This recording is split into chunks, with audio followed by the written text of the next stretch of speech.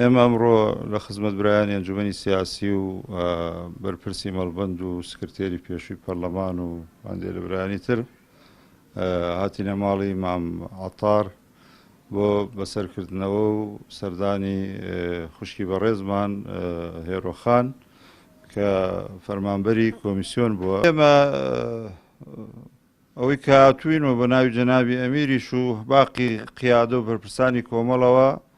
دەستخۆشی وەسپاسی خوشکی بەڕێزمانەکەین و دەخوازین کە نمونەی لە نێوگەلی کوردستانە زۆر بێ، چونکە تا نمونەی ئەوانە زۆر بن کە ڕێگری لە تەزویر و ساختەکاری دەکەن، دەرفەت بۆ ساختەکاری دەسەڵاتداران ناهێڵنەوە و بەم هەڵوێستانەیان دڵی جەماوەری کوردستانیش خۆش دەکەن کە ئەلحەمدولیلا ئێستا لە نێو فەرمانبەرانی کۆمیسیۆن و لە نێو خەڵکی کوردستان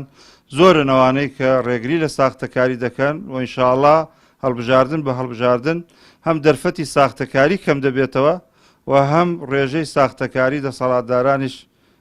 بەرەو نەمانەچێ.